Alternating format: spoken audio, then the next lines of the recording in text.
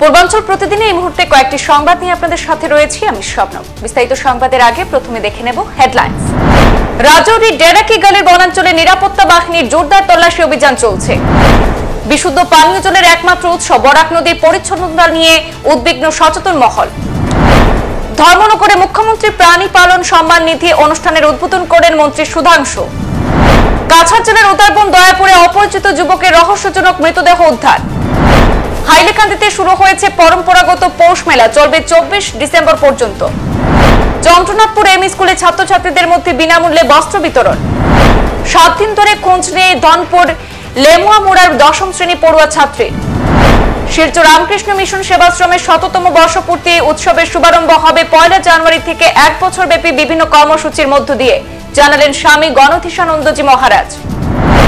বড়দিন উপলক্ষে পাতারকান্দিতে বাহারি সাজে সেজে উঠেছে সীমান্তবর্তী গ্রামের বিভিন্ন গির্জা এবং মহল্লা। শুভেচ্ছা জানালেন বিধায়ক কৃষ্ণেন্দু পাল।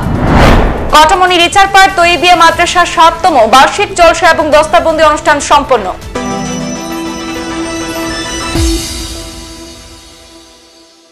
গত 21 ডিসেম্বর সেনাবাহিনীর গাড়িতে সন্ত্রাসী হামলার পরে জম্মু ও কাশ্মীরের রাজৌরি সেক্টরের ডেরাকি গলি বনাঞ্চলে নিরাপত্তা বাহিনীর দ্বারা অনুসন্ধান অভিযান অব্যাহত রয়েছে। সেনাবাহিনীর 2টি গাড়িতে অতর্কিত হামলা চালায়। সেনাবাহিনীর গাড়িতে সন্ত্রাসী হামলার পর 5 সেনা সদস্য শহীদ হয়েছেন এবং 3 জন আহত হয়েছেন। ভারতীয় সেনাবাহিনী এবং নিরাপত্তা বাহিনীর যৌথ অভিযান শুরু হয়েছে।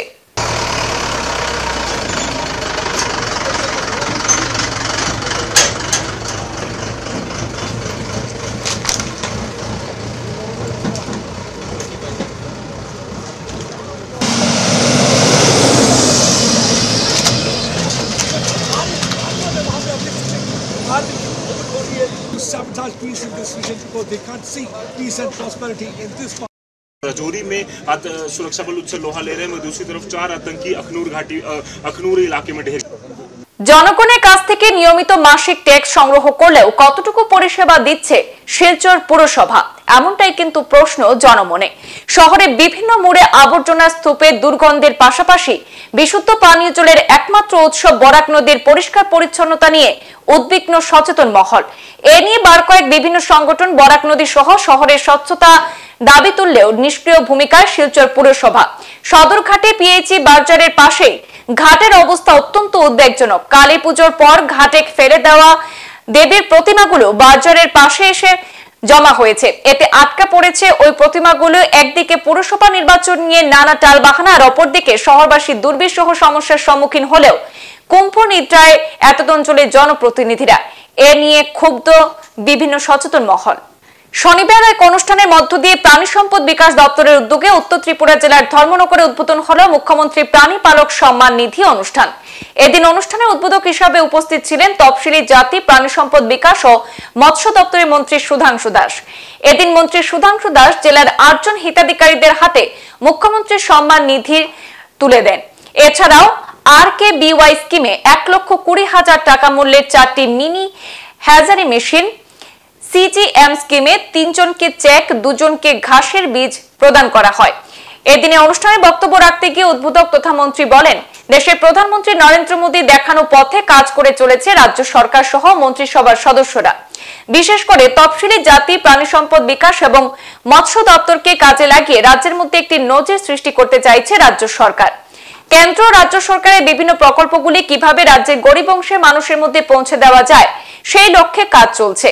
মন্ত্রী বলেন, প্রধানমন্ত্রী কিষাণ সম্মান নিধির টাকা যেমন করে প্রত্যেকের অ্যাকাউন্টে ঢুকছে, তেমনি মুখ্যমন্ত্রী প্রাণী পালক সম্মান নিধির 6,000 টাকাও বছরে যার যার অ্যাকাউন্টে ঢুকে যাবে। বর্তমানে রাজ্যের অর্থনীতির বুনিয়াদ এখনো হচ্ছে কৃষি।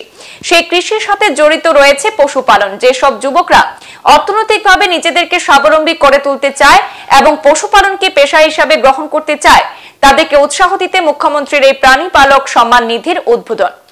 এবং আমি বিশেষ করে দপ্তরের মন্ত্রিত্বের দায়িত্ব গ্রহণ করার পর রাজ্যের বিভিন্ন জেলাতে গেছি, বিভিন্ন সাব ডিভিশনে গেছি, বিভিন্ন ব্লক এলাকাতে গেছি, অনেক কৃষকের ফার্ম আমি ভিজিট করেছি, অনেক জায়গাতে গেছি, অনেকের সাথে আমার কথা হয়েছে। সেই অভিজ্ঞতার নিরিখে আমরা দেখছি এখানে অনেক কৃষক আছে যারা হয়তো গরু পালন করেন, ছাগল পালন করেন, মোরগ পালন করেন, হাঁস পালন করে, এগুলি পালন করে অনেকের আর্থিকভাবে সচ্ছল এমন অনেকজন আছে। কিন্তু কোনো সময় দেখা যায় যে অনেক গরিব কৃষক, সে প্রায় 1 বছর কষ্ট করে সে ছোট একটা গরু বাছুরকে খাবার দিল, তার যত্ন করলো, তাকে পালন করে যখন সে পরিণত বয়স হয়, হঠাৎ করে দেখা যায় কোনো এক সময় অজ্ঞাত কারণে সেই গরুটা হয়তো অ্যাক্সিডেন্টলি মারা গেছে। হয়তো আপনার বাড়ির পেছনে পরিত্যক্ত কোনো জলাশয় আছে, সেই জলাশয়ে পড়ে গেছে, উঠতে পারেনি, মারা গেছে। কোথাও এমন দেখা গেছে যে ইলেকট্রিকের শক লেগে, কারেন্ট লেগে হয়তো গরু মারা গেল, কিংবা ছাগল মারা গেল, কিংবা আপনার মহিষ মারা গেল। কখনো দেখা যায় কোনো একটা আপনার গরু রাস্তায় হয়তো ঘাস খাচ্ছিল, কোনো গাড়ি একটা বেগুতিক ভাবে এসে তাকে ধাক্কা দিয়ে মেরে গাড়ি পালিয়ে গেল। আপনি গাড়ির মালিককে খুঁজে পেলেন না, গরু আপনার মরে রইল। এবার আপনি কৃষক, গরিব মানুষ, আপনি বিপদে পড়ে গেছেন। আপনার সারা বছরের পরিশ্রম, আপনি গরু পালন করতে যে টাকা তার পেছনে খরচা করে যেভাবে খাবার দাবার করলেন, পরিশ্রম করলেন, এই সব কিছুর ফল জিরো হয়ে যায়। কাছাড় জেলার উদারবন দয়াপুরে অপরিচিত যুবকের রহস্যজনক মৃতদেহ উদ্ধার। শনিবার সকালে উদারবন দয়াপুরে এক অপরিচিত যুবকের রহস্যজনক মৃতদেহ উদ্ধার হয়। রহস্যজনকভাবে যুবকের মৃতদেহ উদ্ধারের ঘিরে এলাকায় চাঞ্চল্যের পরিবেশ সৃষ্টি হয়েছে। ঘটনার বিবরণে জানা যায়, এলাকার স্থানীয় লোকরা মৃতদেহটি দেখে খবর দেন পুলিশকে। খবর দেওয়ার সঙ্গে সঙ্গে ঘটনাস্থলে পৌঁছায় উদারবন থানার পুলিশ। পুলিশ উপস্থিত হয়ে মৃতদেহটি ময়নাতদন্তের জন্য শিলচর মেডিকেল কলেজে প্রেরণ করে। এই ঘটনা নিয়ে পুলিশের তদন্ত অব্যাহত রয়েছে বলে জানা গেছে। উদারবন থানা অন্তর্গত এই অঞ্চলত দয়াপুর পার্ট 2 গাঁও এটা আননোন ডেড বডি পোৱা গৈছে, আনআইডেন্টিফাইড। তেওঁৰ লগত ডেড বডিৰ লগত চিৰিঞ্জ পোৱা গৈছে, মেবি ড্ৰাগছ এবিউজো হ'ব পাৰে। আৰু অলপ ডিঙিত যিহেতু অলপ চিন আছে, ছুইচাইডেল বা এনেকুৱা মাৰ্ডাৰ ক'ব নোৱাৰি, এইটো এক্সুৱেল কৰ্জত মানে ডেথ, এইটো এচাৰ্টেইন কৰিব পাৰিব থ্ৰু PF। আমি ছাছপেক্ট কৰিছোঁ যে এইটো মেবি সুইচাইড অৰ হোমিচাইড, কাৰণ ক'ৰবাত মাৰ্ডাৰ হৈছে, ক'ৰবাত মৰিছে আৰু ইয়াত পেলাইছে। ইয়াত ওচৰত কোনো সুইচাইড কৰা হেৰি নাই, ডেড বডিটো কোনে আনিলে। শান্তিনিকেতনের পৌষ মেলা সমগ্র দেশে বিখ্যাত। ঠিক সেভাবে এবার বরাক উপত্যকার হাইলাকান্দি জেলায়ও পৌষ মেলার আয়োজন করা হয়েছে। কাটিছড়া পৌষ মেলা সমিতির উদ্যোগে শুক্রবার থেকে আরম্ভ হয়েছে চালমার্স হাই স্কুল খেলার মাঠে এই পৌষ মেলা। অসম বিশ্ববিদ্যালয়ের বাংলা বিভাগের অধ্যাপক শান্তনু সরকার এই মেলা উদ্বোধন করেছেন। মেলা চলবে 24 ডিসেম্বর পর্যন্ত। স্থানীয় পরম্পরা তুলে ধরার প্রয়াসে এই পৌষ মেলার আয়োজন করা হয়েছে। এই স্থানে বিক্রেতারা বিভিন্ন ধরনের খাদ্য যেমন পিঠে, পুলি, লাড্ডু, বিশেষ করে চুঙা পিঠা বিক্রি করতে দেখা যায়। বরাক উপত্যকায় বিভিন্ন জনগোষ্ঠীর লোক বসবাস করেন। পৌষ মেলা হচ্ছে প্রতিটি সম্প্রদায়ের কৃষ্টি, সংস্কৃতি এবং খাদ্য প্রদর্শনের একটি মঞ্চ। উল্লেখ্য, পৌষ মেলাতে কোনো পেশাদারি খাদ্য প্রস্তুত না করে বিক্রেতারা তার পরিবর্তে গৃহিণীরা হাতে বানানো সকল খাদ্য প্রদর্শন করছেন। মেলা মানে এটা এখন একটা কাটলিছড়ার পরিচয় হয়ে গেছে যে এই পৌষ মেলা, আর সবাই কাটলিছড়ার, বৃহত্তর কাটলিছড়া তথা পুরো বরাক উপত্যকার বাঙালি সমাজ বিশেষ করে অপেক্ষা করে। আর আমরা চাই শুধুমাত্র এই মেলাটাকে শুধু বাঙালির মধ্যে সীমাবদ্ধ না রাখতে, বিভিন্ন অন্যান্য লোকসংস্কৃতি যেগুলো আছে, আমাদের পাহাড়িয়া ভাইয়েরা আছে, মণিপুরি আছে, বা অন্যান্য চা বাগানের যারা আছে, সবাইকে নিয়েই সেই অনুষ্ঠান হয়। আর আমাদের লোকাল যারা আর্টিস্ট আছে, লোকাল আর্টিস্টদেরকে এনকারেজ করা হয়, বাইরের থেকে আনা হয় দৃষ্টান্ত হিসেবে দেখানোর জন্য একটা মানুষ কিভাবে সংস্কৃতি চর্চা করেও প্রতিষ্ঠিত হতে পারে সেই দিকে আমাদের দৃষ্টি থাকে। সেই জন্য প্রত্যেকবারই বাইরে থেকে 2-1 শিল্পী বা ব্যান্ডকেও আনা হয়। এবারও গতকালকেও শিলচর থেকে এসেছিল শিলচরের একটা ব্যান্ড, আজকে আছে করিমগঞ্জে ইরাপশন সহ অন্য ব্যান্ডও আছে। কালকে তো দীপ চ্যাটার্জি আসছে, খুব ভালো লোকসঙ্গীতের শিল্পী, ইতিমধ্যে প্রতিষ্ঠিত, দেশে বিদেশে অনেক প্রোগ্রামও করে। তো আমি আপনাদের মাধ্যমে আমি সবাইকে জানাতে চাই যে আপনারা আসুন, উপভোগ করুন। এবং শুধু উপভোগ করা না, আমাদের সংস্কৃতিকে বাঁচানোর জন্য সবাইকে একজুট হয়ে কাজ করতে হয়। তো আসুন আপনারা এই সাংস্কৃতিক অনুষ্ঠানে, এই সংস্কৃতিমূলক এই মেলায় সবার সহযোগিতায়, যাতে আমাদের উদ্দেশ্য একটাই, যাতে এই মেলা আমাদের কাটলিছড়ার পরিচয় হয়ে ওঠে। শনিবার বড়খলা সমষ্টির অন্তর্গত চন্দ্রনাথপুর এম স্কুলে ছাত্রছাত্রীদের মধ্যে বিনামূল্যে বস্ত্র বিতরণ করল স্কুল পরিচালনা কমিটি এবং বিদ্যাঞ্জলি ফান্ড। একই দিনে প্রায় 350 জন ছাত্রছাত্রীদের মধ্যে শীতবস্ত্র দেওয়া হয়। স্কুলে ভারপ্রাপ্ত প্রধান শিক্ষক মৌসুম দত্তের তত্ত্বাবধানে পিচপোড়া অঞ্চলের গরিব দুঃখী পরিবারের ছাত্রছাত্রীদের মুখে হাসি ফোটাতে এই পদক্ষেপ গ্রহণ করা হয়েছে। কেননা এই প্রচন্ড শীতের মৌসুমে অনেক ছাত্রছাত্রীরা শীতবস্ত্র ছাড়াই স্কুলে আসা যাওয়া করে।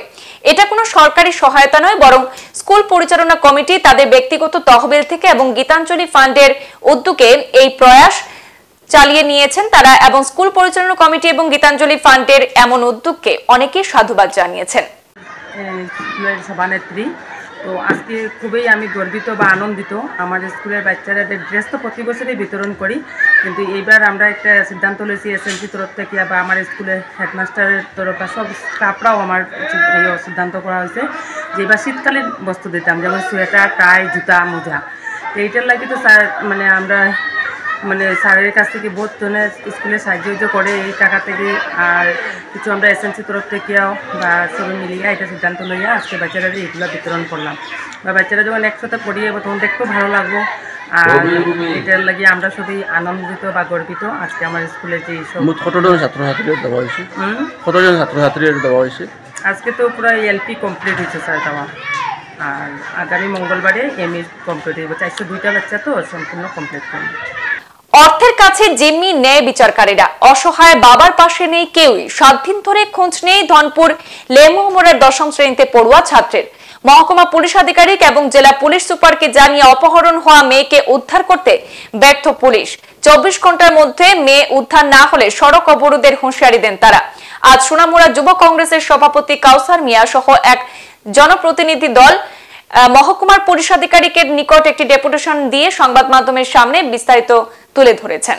আসলে বিষয়টা হলো গত 17/12/2023 আমাদের কেন্দ্রীয় মন্ত্রী প্রতিমা ভূমিকের নিজ বাসভবন এলাকায় অর্থাৎ যাত্রাপুর থানার অধীনস্থ লেমুয়ামুড়া গ্রামে এক মাধ্যমিক পরীক্ষার্থী, বর্তমানে এবার মাধ্যমিক পরীক্ষা দেবে, ইউনুস মিয়ার কন্যা নাবালিকা সন্তানকে 17 তারিখে রুবেল হোসেন নামক একটা ছেলে এবং তার পিতা আরও কয়েকজন দুষ্কৃতী মিলে গভীর রাত্রে 10টার দিকে উনাকে অপহরণ করে। তারপরে পরের দিন 18 তারিখে উনার স্ত্রী অর্থাৎ ইউনুস মিয়ার স্ত্রী যাত্রাপুর থানা থেকে শুরু করে সোনামুড়া থানা, ওসি, এইচডিপিও এমনকি এসপি অফিস পর্যন্ত সেখানে পরামর্শ করে, এমনকি এফআইআর পর্যন্ত করে। আজকে অপহরণের 7 দিন অতিবাহিত হওয়ার পরও এখন পর্যন্ত মেয়েকে উদ্ধার করতে পারেনি। উপরন্তু যারা অপহরণ কাণ্ডে জড়িত ছিল তাদেরকেও গ্রেপ্তার করতে পারেনি। এখন মেয়ের বাবা যিনি ইউনুস মিয়া, উনি খুবই আতঙ্কিত আছেন। উনার মেয়ে জীবিত আছে না মৃত উনি বলতে পারেন না। তাই আজকে আমরা যুব কংগ্রেস এখানে এসেছি এইচডিপিওর নিকট। উনি যদিও নেই, উনার প্রতিনিধি সৌরভ যিনি রয়েছেন তার হাতে আমরা আমাদের কাগজপত্র জমা করেছি।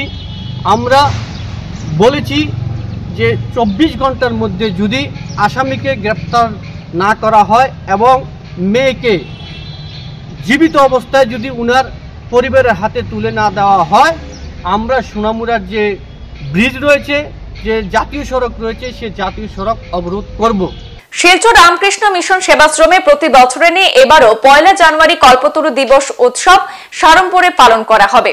সেদিন সকাল থেকে কল্পতরু দিবস উৎসব উপলক্ষে ভক্তদের জপ তপ, ঠাকুর শ্রীরামকৃষ্ণ, শ্রীমা শারদা এবং স্বামী বিবেকানন্দের চরণে প্রণাম নিবেদন। বিকেল 3:45 থেকে শুরু হবে পাঠ, সমবেত সঙ্গীত, গুরু বন্দনা, আলোচনা চলবে বিকাল 4:30 অবধি। এরপর উপস্থিত ভক্তদের মধ্যে প্রসাদ বিতরণ করা হবে। শিলচর রামকৃষ্ণ মিশন সেবাশ্রমের সম্পাদক স্বামী গণধেশানন্দজি মহারাজ কল্পতরু দিবস উৎসবের তাৎপর্য সম্পর্কে বিস্তারিত তুলে ধরেছেন। ঠাকুর মা স্বামীজির বিশেষ পূজা ও হোম হবে সকাল বেলায়, ভোরবেলা থেকে শুরু হবে, এটা চলবে প্রায় 12:30-1টা পর্যন্ত। তারপরে ওই দিনই কল্পতরু দিবস উপলক্ষে 3:45 থেকে 5টা পর্যন্ত বিশেষ অনুষ্ঠান। এই অনুষ্ঠানের শেষে আমাদের 100 বছরের অনুষ্ঠান শুরু হয়ে গেল রামকৃষ্ণ মিশন শিলচর সেবাশ্রমের। তারপরে সারা বছর ধরে আমরা ভক্ত সম্মেলন, যুব সম্মেলন, সর্বধর্ম সম্মেলন, শিক্ষক সম্মেলন, মাতৃ সম্মেলন এইসব করব সারা বছর ধরে। এছাড়াও 100টা স্কুলে স্বামীজির বই বিতরণ ও ভাব প্রচার এইটাও করার আমাদের একটা প্রোগ্রাম আছে সারা বছর ধরে 100টা স্কুলে গিয়ে। তারপরে 100টা স্কুলে রচনা প্রতিযোগিতা, ভারতবর্ষের পুনরুত্থানে স্বামীজির অবদান এই বিষয়ে নিয়ে এইরকম করে সারা বছর ধরে চলতে ভাবছি ডিসেম্বরের ফার্স্ট উইকে যদি এই মন্দির কমপ্লিট হয়ে যায় তাহলে এই নূতন মন্দির ওপেনিং হবে এবং সঙ্গে সঙ্গে আমাদের নূতন যে মাল্টিপারপাস বিল্ডিং হয়েছে সেই বিল্ডিংটা ওপেন হবে চ্যারিটেবল ডিসপেন্সারি হিসাবে। 25 ডিসেম্বর বড়দিনে প্রভু যিশুর জন্মদিন উপলক্ষে খ্রিস্ট ধর্মাবলম্বীদের মধ্যে ব্যাপক প্রস্তুতি চলছে। বাহারি সাজে সেজে উঠেছে পাথারকান্দির আসাম, মিজোরাম, ত্রিপুরা সীমান্তবর্তী গ্রামের বিভিন্ন গির্জা এবং মহল্লা সহ বাড়িঘর। 25 ডিসেম্বর সোমবার ক্রিসমাস ডেকে কেন্দ্র করে পাথারকান্দি সমষ্টির ছোট বড় প্রায় 20টি গির্জা ঘরকে মনোরমভাবে সাজিয়ে তোলা হচ্ছে। এ মর্মে মাকুন্দা মিশনারি ল্যাপ্রোসি কাম জেনারেল হসপিটালের এক মিশনারি কর্তা জানান, খ্রিস্টানদের মূল উৎসবই হচ্ছে বড়দিন, তাই এই উৎসবটি ছুটি উপভোগ সহ পালন করেন সমাজের আবাল বৃদ্ধ বনিতারা। প্রতিবারের ন্যায় এবারও বড়দিন উপলক্ষে পৃথক পৃথক বার্তায় নিজ সমষ্টির খ্রিস্ট ধর্মাবলম্বীদের শুভেচ্ছা বার্তা জ্ঞাপন করেছেন বিধায়ক কৃষ্ণেন্দু পালও। ক্রিসমাস উপলক্ষে যাতে কোথাও কোনো অপ্রীতিকর ঘটনা না ঘটে সেজন্য পাথারকান্দি থানার ওসি দীপক দাস এবং বাজারিছড়া থানার নবাগত ওসি নীলবজ্যোতি নাথ পুলিশ প্রশাসনকে সজাগ থাকার পাশাপাশি বিডিপি কর্মীদেরও সক্রিয় থাকার অনুরোধ জানিয়েছেন। করিমগঞ্জ জেলার পাথারকান্দি বিধানসভার দক্ষিণ প্রান্তের বাজারিছড়া থানাধীন বৃহত্তর কটামনি এলাকার ইছারপাড় তৈবিয়া মাদ্রাসার ৭ম বার্ষিক জলসা ও দস্তারবন্দি অনুষ্ঠানে প্রধান অতিথি হিসাবে উপস্থিত ছিলেন বিশিষ্ট ইসলামী পণ্ডিত মাওলানা আহমদ সৈয়দ গোবিন্দপুরী। বক্তব্য রাখতে গিয়ে তিনি বলেন, মাদ্রাসায় ধর্মীয় শিক্ষার পাশাপাশি জাগতিক এবং নৈতিক ও চারিত্রিক শিক্ষার পাঠ দেওয়া হয়। মাদ্রাসা মানুষ করার কারখানা। দেশের স্বাধীনতা সংগ্রামে মাদ্রাসা পড়ুয়ারাই অগ্রণী ভূমিকা পালন করেছিলেন। ব্রিটিশদের বিরুদ্ধে আন্দোলন করে অনেক ওলামায়ে কেরামগণ জেল বরণ করেছেন। আধুনিক শিক্ষার স্থপতি হচ্ছে মাদ্রাসা শিক্ষা।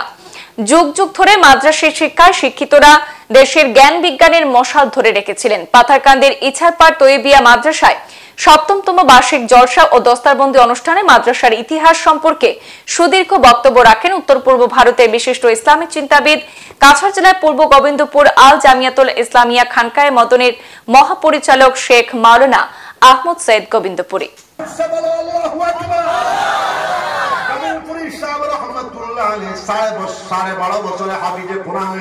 কিন্তু 9 মাসে পারছেন না, এই 2 হত্যা একটা 9 মাস একটা 12 মাসে হাফিজে কোরআন হইছে।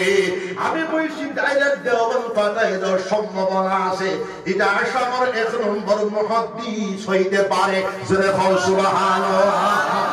আমার একটা নাতি আছে, আমার 60 নাতি নাই।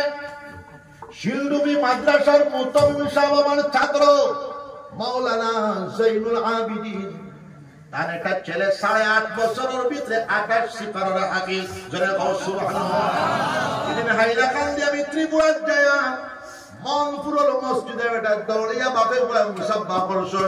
মুসাফা করিয়া কইল, হুজুর আমার বুয়াই পুরা কুরআন শরীফ 8.5 বছরের ভিতরে হাফিজ হয়ে গেছে।